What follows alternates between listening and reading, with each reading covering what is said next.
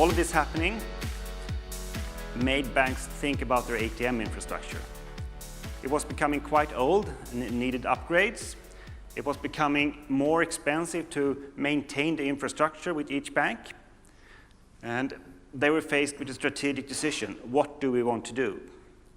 So they came up with the idea of ATM pooling. Essentially, forming a joint company that took over the ATM business. One of our strategic reasons for doing this was to ensure that we were cost-effective, i.e. cash ATMs are not strategic, so we should manage the cost in a good way.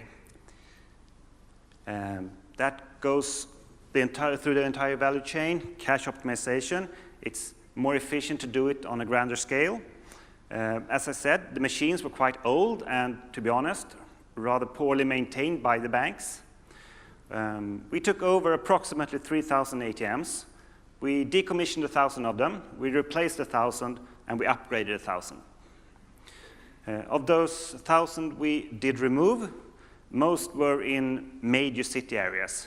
So you have the standard situation where you have 4 banks in the street corner, 1 in each corner. Of course, each had their own ATM. And we took away 2 out of 4, essentially a 50% reduction with no reduction in customer service.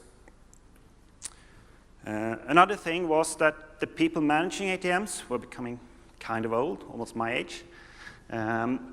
So the competence was not there in each bank, but by centralizing that into a separate organization, we can actually gather all the skills in one organization and keep that competence. Another thing, if you look at the map, Sweden is a large country, but quite a small population, distributed across that large nation.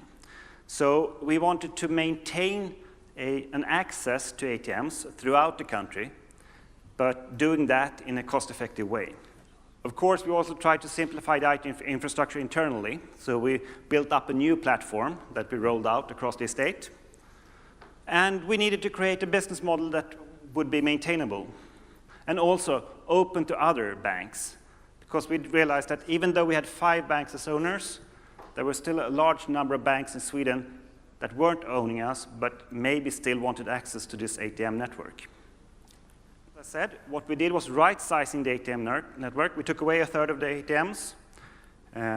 We constantly reevaluate which ATMs we want to keep and which we want to remove. Someone said that you should measure your ATMs on an individual basis, and we do. Each and every one of our ATM estate have their own P&L, so we can find out if one ATM is profitable or not. We also faced a restructuring of the ATM network, because what happened was that 70% of our ATMs were bank-placed, and 30% were external to banks. And as we all know, bank branches are undergoing somewhat of a change.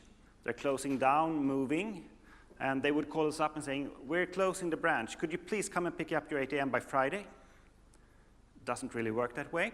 So we saw a restructuring where we moved away from the bank branches into malls. We're also looking into things like cash centers where you can do all our services, night deposits, local recirculation of cash to avoid CIT costs. We keep looking into opportunities to maintain that cost. We probably won't be able to lower it, but at least we're going to keep it from rising too much. There's also a change in the consumer behavior. Where you previously could walk down the street and just remember you needed cash, look around, walk up to the nearest ATM and withdraw cash, that's not the situation you face today.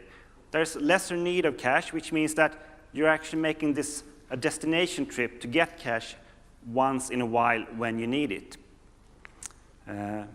With that also comes that if you do travel to get cash, you withdraw a larger amount to not have to go there too often.